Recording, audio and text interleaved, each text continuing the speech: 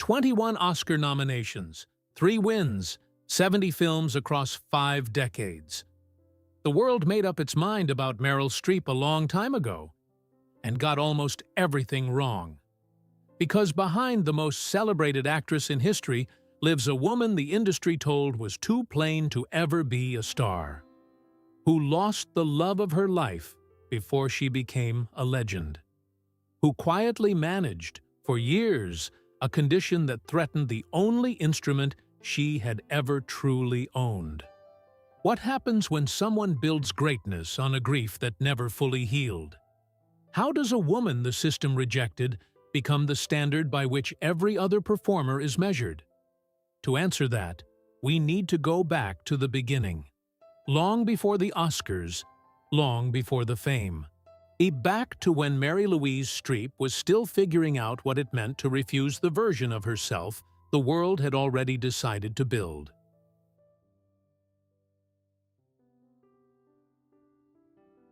Mary Louise Streep was born on June 22, 1949, in Summit, New Jersey, into a household that was comfortable, orderly, and emotionally reserved in the particular way that mid-century American families often were.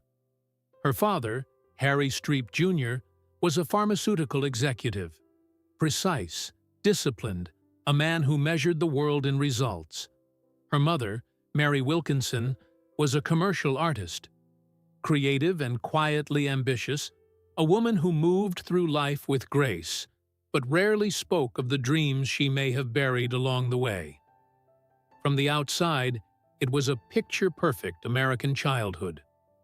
A well-kept home in the suburbs, piano lessons, church on Sundays, a family that functioned without visible fractures. But beneath the surface of that orderly life, young Mary Louise was already wrestling with something she could not yet name. The aching sense that she did not quite fit the mold the world had prepared for her. She was not the effortlessly pretty girl, not the one boys noticed first in the school hallway, not the one teachers instinctively placed at the front of the stage. By her own admission, she was, in her early years, painfully ordinary, a word that, coming from a woman of her eventual stature, carries a particular weight.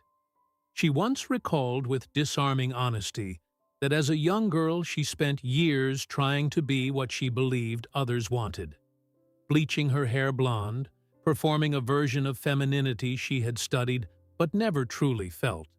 It was armor, not identity. And even then, she sensed the difference. School was both her refuge and her battlefield. At Bernard's High School in Bernardsville, New Jersey, she was not the invisible girl.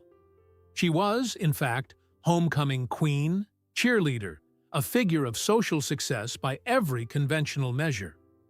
But that success was its own kind of loneliness, because the girl behind the crown was already somewhere else entirely, already listening to something deeper, already reaching toward a version of herself that pom-poms and popularity could never satisfy. It was her drama teacher, Esther Benson, who first looked past the performance Meryl had constructed for the world and saw what lived underneath it. Benson pushed her toward the stage. Not the pageant stage, not the social stage, but the real one, where truth was the only currency that mattered. And something in Mary Louise Streep cracked open. She threw herself into theater with the terrifying intensity of someone who had finally found the one place where being too much was never a flaw.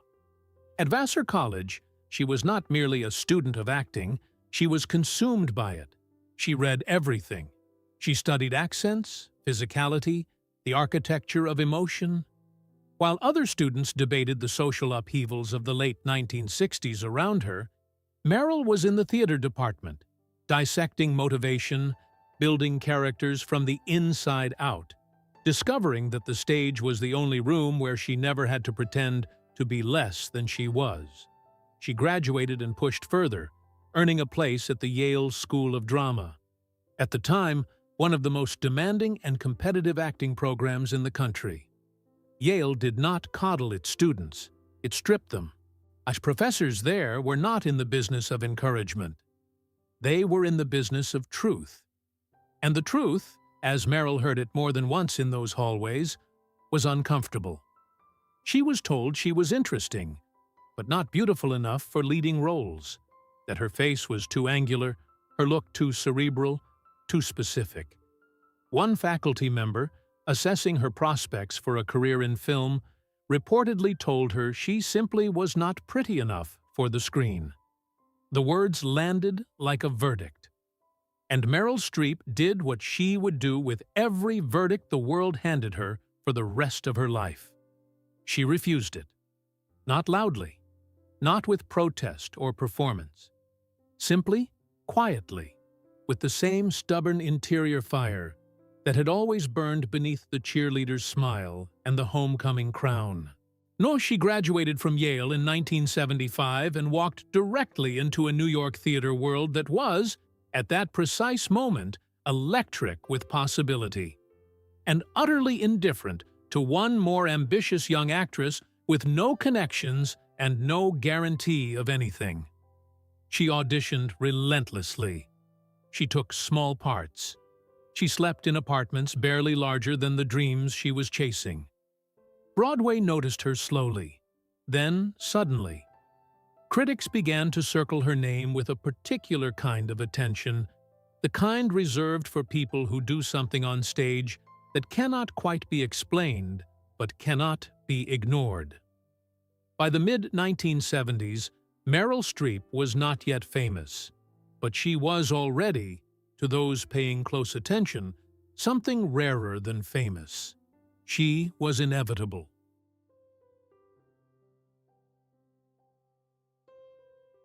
There are losses that wound, and then there are losses that rewrite a person entirely, that reach into the architecture of who someone is and rearrange everything permanently without asking permission.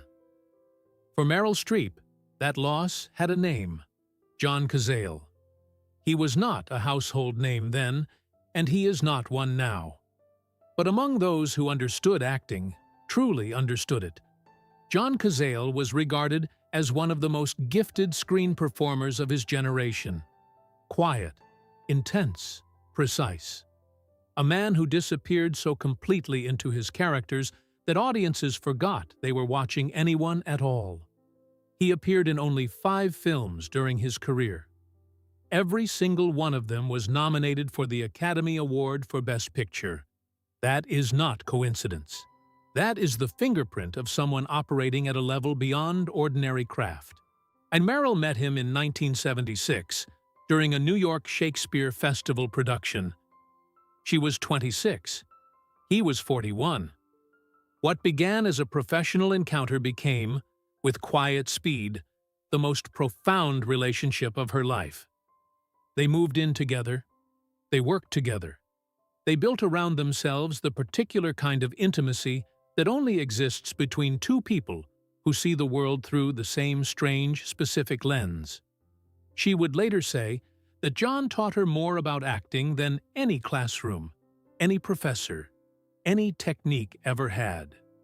Not through instruction, but through presence.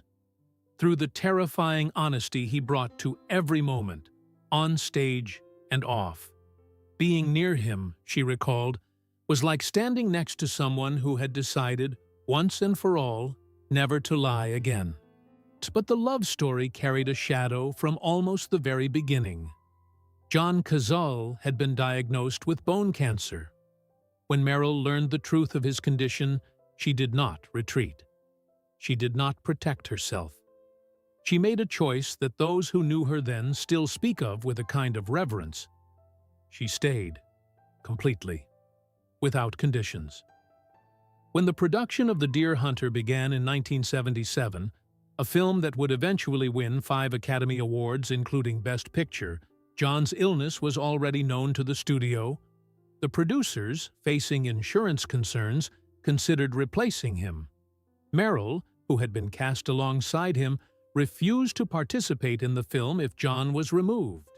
She would leave, she made clear, if he was not allowed to stay.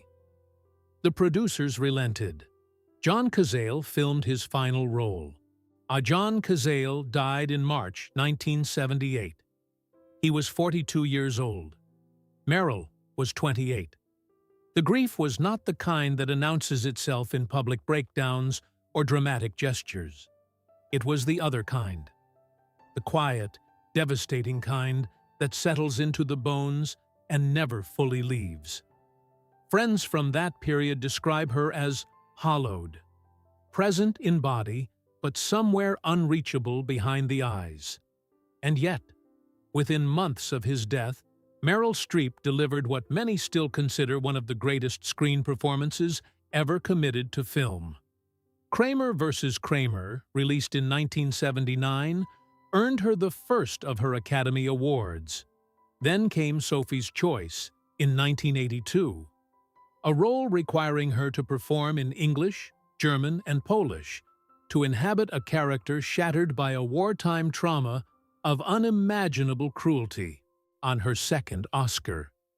A performance that has never been surpassed in the conversation about what screen acting can achieve. What few discussed at the time was how much of that grief, that hollowness, that particular understanding of irreversible loss had come directly from John. She had loved someone completely. She had watched that person leave in the cruelest possible way. And rather than sealing that wound, she had learned, at enormous personal cost, to keep it open just enough to let it inform everything she touched. That is not technique. That is transformation. She met Don Gummer, a sculptor, just months after John's death. They married in September 1978, 6 months after John died. Don Gummer would remain her husband for 45 years. He would father her 4 children, and he would stand beside her through every Oscar campaign, every controversy, every quiet season when the cameras were off, and the real life continued without an audience. But even that anchor, it would eventually emerge, was not without its fractures. Decades later, in 2023, reports surfaced that Meryl and Don had quietly separated. The marriage, long held up as proof that stability was possible in an industry built on instability, had in fact been over for some time. The revelation landed softly in the press, perhaps because at 74, she had earned the right to redefine her life without requiring anyone's approval.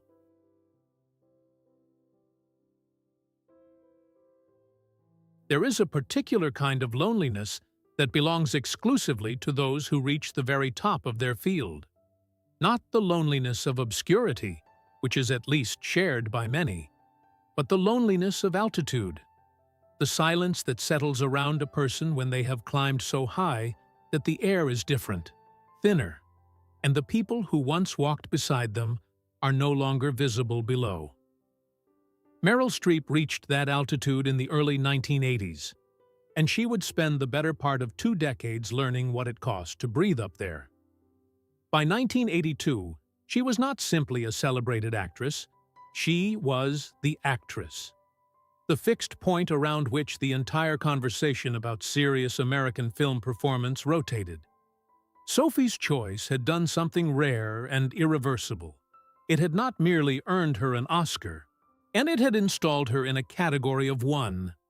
The perfectionism that had driven her from Summit, New Jersey, to the stages of Yale and the sets of Hollywood did not soften with success. If anything, it intensified. Meryl Streep was not the actress who arrived on set and waited for direction. She arrived having already inhabited her character for weeks, having studied the dialect, the posture, the specific emotional history of the person she was about to become. But compulsion, however brilliantly channeled, has a social cost. And in Hollywood, an industry that runs on relationships, on the comfortable lubrication of ego and flattery, Meryl Streep's refusal to perform warmth she did not feel made her, to certain corners of the industry, difficult. The word circulated quietly in the 1980s and never quite disappeared. Not cruel, but not unpleasant.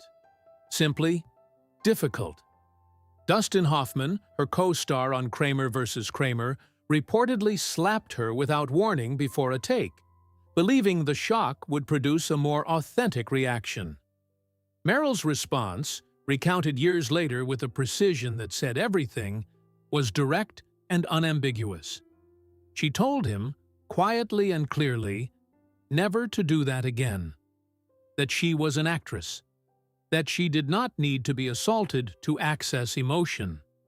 The films of the 1980s and early 90s reflected the full and contradictory range of her ambition. Out of Africa in 1985, opposite Robert Redford, proved she could carry epic romance without sacrificing intelligence. Then, in 1990, came Postcards from the Edge, followed by Death Becomes Her in 1992. Sharp, self-aware comedies that revealed a wit as precise as her dramatic instrument. Yet the decade also revealed the fault lines that fame could not repair. The roles slowed. Not because the talent had diminished, but because Hollywood, in its particular and well-documented dysfunction around women of a certain age, began to look past her toward younger faces. She spoke about this period later with a candor that the industry found uncomfortable precisely because it was so accurate. She described attending a meeting with a film executive in the late 1990s who looked at her across a conference table and, apparently uncertain how to address her directly, turned instead to her male companion and began the conversation there. She was in the room. She was invisible. She did not rage publicly. She did not issue manifestos. She went back to the work. She found the role that would silence the argument, and she waited with the particular patience of someone who has already survived the unsurvivable. The ascent had cost her privacy, ease, and the comfortable anonymity of an ordinary life. And it had demanded, year after year, a level of emotional exposure that left marks invisible to cameras but deeply legible to anyone paying close attention. She paid every price, without complaint, without visible fracture, and she kept climbing.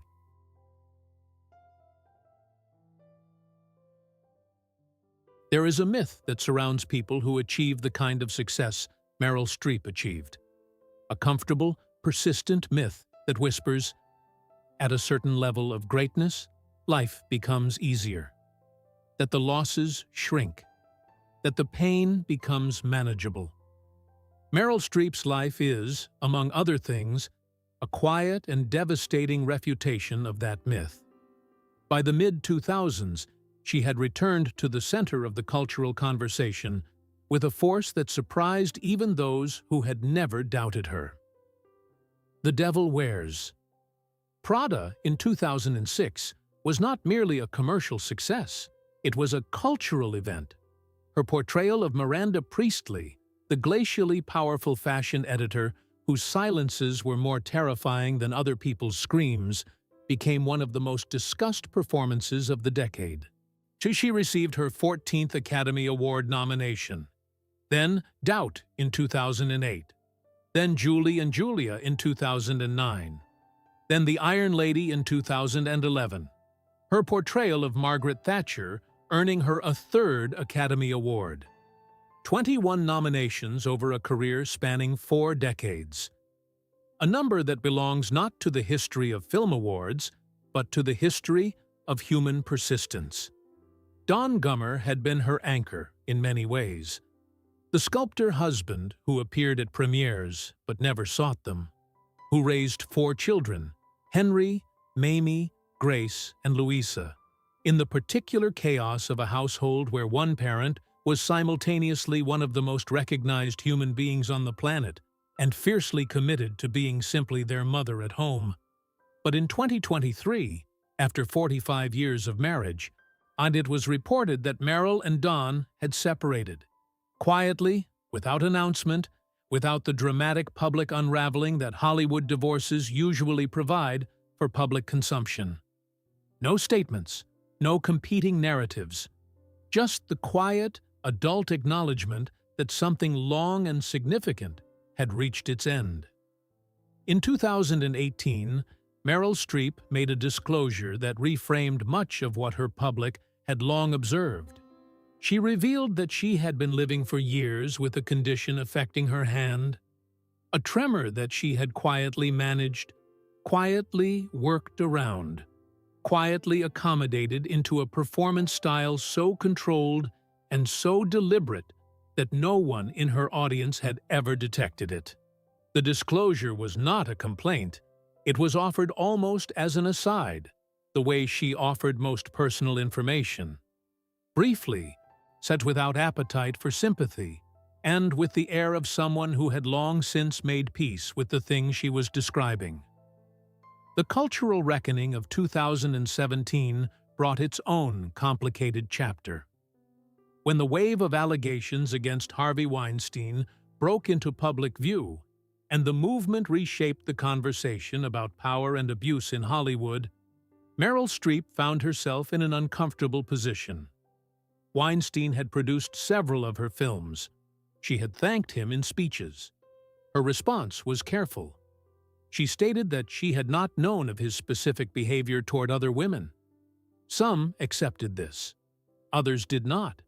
She navigated it without collapse. But the episode left a residue of its own. Mike Nichols, the director who had guided her through some of her most celebrated work, died in 2014. Carrie Fisher, a friend and cultural companion across decades, in 2016. Each loss a subtraction from the particular world she had inhabited, a quieting of voices that had known her before the legend calcified around her name. She spoke at Nichols's memorial with the kind of precision and love that only genuine grief produces. Those who were present that day describe a room that went completely still. The blows had landed. Every one of them. She was still standing.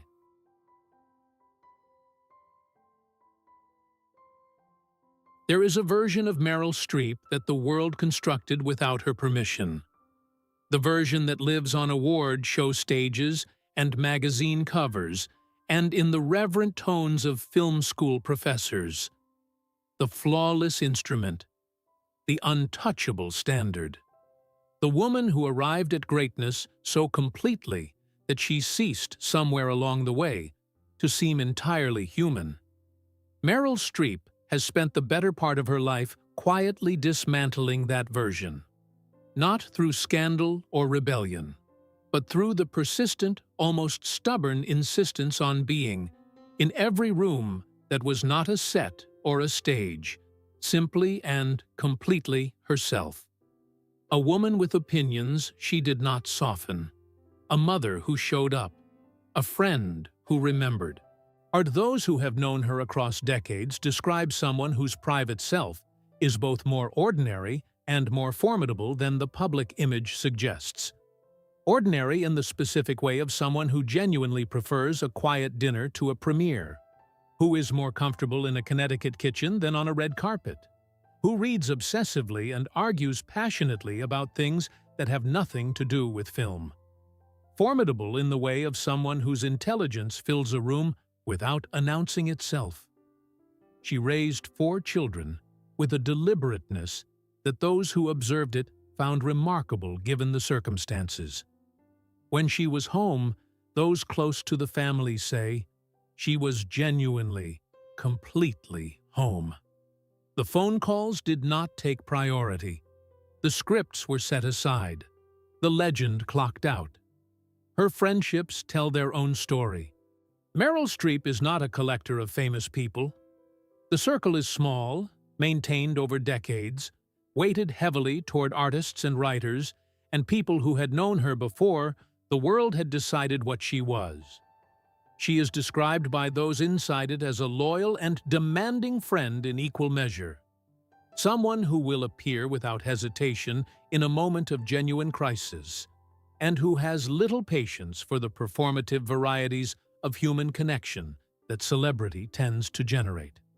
Her political voice emerged gradually, and then, in the mid-2010s, with a clarity that made certain segments of her audience deeply uncomfortable. At the 2017 Golden Globes, she stood at a podium in Beverly Hills and delivered a speech that became one of the most discussed public statements of that year. Not because it was inflammatory, but because it was precise.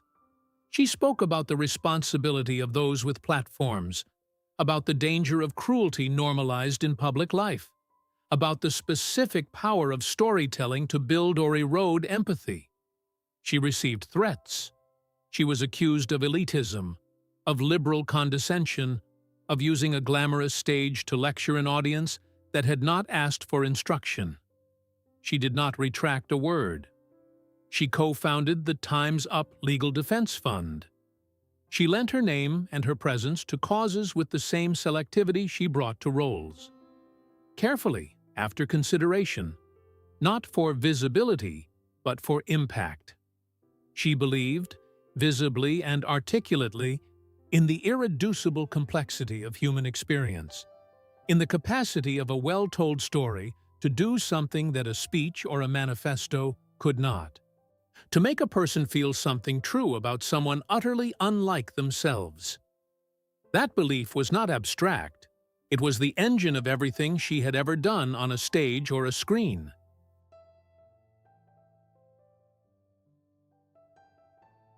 In 2025, Meryl Streep is 75 years old, and she is, by every available measure, still becoming. The pace has changed. The relentless forward momentum that characterized the decades of peak production has softened into something more selective, more deliberate. She appears less frequently now, and when she does appear, the choice feels considered in a way that earlier appearances, driven partly by necessity and partly by compulsion, did not always. She is no longer proving anything to anyone. That particular freedom, earned at considerable cost, is visible in everything she does. Her health requires management that she navigates without self-pity and without public drama. The tremor she disclosed in 2018 remains a daily reality, accommodated with the same quiet discipline that has characterized her entire relationship with limitation. She moves through the world with the particular grace of someone who has made peace with the distance between what the body once was and what it is now. Not without grief, but without resistance. She has spoken, in recent years, with increasing openness about age, not in the way that Hollywood typically addresses aging as a problem to be solved, a visibility to be preserved through intervention, but as a genuine philosophical territory worth exploring honestly. She has let time show on her face. She has declined, publicly and without apology, to participate in the culture of cosmetic erasure that the industry she inhabits continues to demand of women, with a persistence it never applies to their male counterparts. There is something almost political in that refusal, and something deeply personal. The woman who spent decades transforming her appearance for roles has chosen, in her private life, to simply be what time has made her. Each line, a record. Each year, a credential. Her 4 children are grown. Grandchildren have arrived. The Connecticut home that was once full of the productive chaos of a working family has quieted into something different. A place where the mornings are slower, where the reading happens without interruption, where presence is no longer something she has to fight to maintain against the pull of the next production. She remains engaged, politically, artistically, personally. She continues to advocate, continues to work when the work is worthy, continues to occupy space in the cultural conversation with the authority of someone who earned that space over 50 years of refusal to be anything less than completely honest. Her legacy, at this point, requires no further addition. 21 Academy Award nominations, 3 wins, a filmography that reads like a survey of the full range of human experience. A generation of actresses who cite her not merely as an influence, but as the proof that a certain kind of uncompromising commitment to truth in performance was possible, was survivable, was worth everything it cost. But the legacy she seems to value most is quieter than any of that. It lives in her children's voices when they speak about their mother, in the friends who have known her for 40 years and still find her surprising. See in the young performers she has mentored without fanfare, the causes she has supported without credit, the private acts of loyalty and presence that left no public record and required no audience. She once said, in one of her characteristically precise and underreported interviews, that the older she got, the more convinced she became that the only thing that truly mattered was whether you had been honest. In your work, in your relationships, in your accounting of yourself to yourself. It is a simple idea. It is also an extraordinarily difficult one to live by, particularly inside an industry whose entire machinery runs on the careful management of perception. Meryl Streep has lived by it anyway, imperfectly, as all honest people do. And with failures she has owned and losses she has carried, and choices she has had to make peace with in the long, quiet hours that fame does not fill and money cannot reach. She is not a legend. Legends are static. They belong to the past and ask nothing of us. She is something more demanding and more alive than that.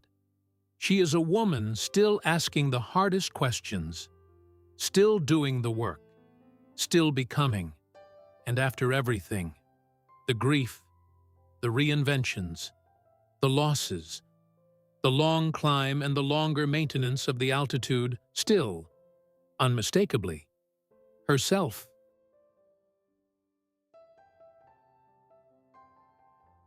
Meryl Streep's story does not end with an Oscar.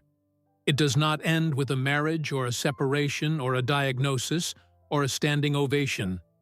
It ends, if it ends at all, in the ordinary rooms where she has always done her most important work.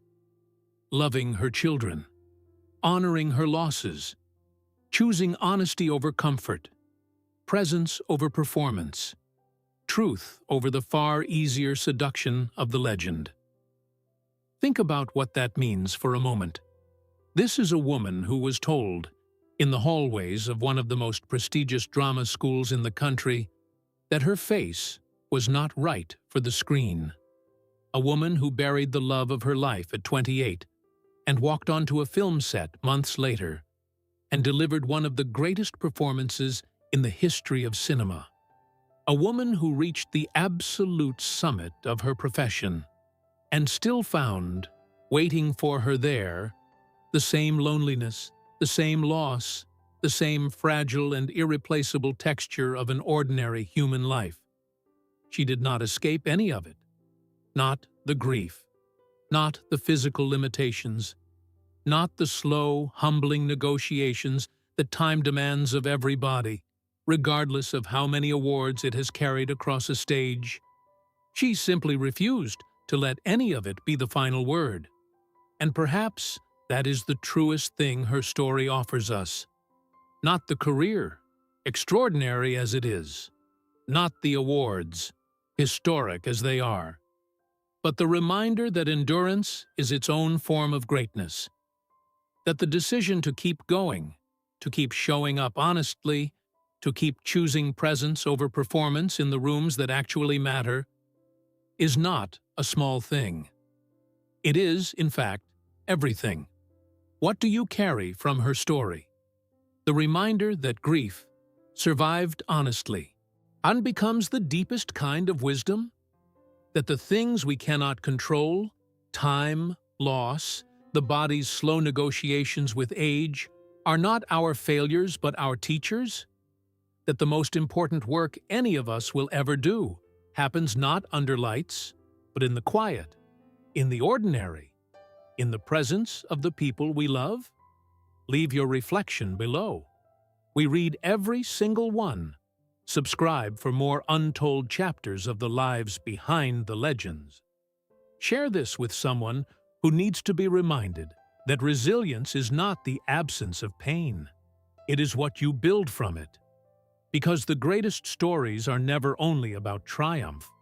They are about what survives the cost of it.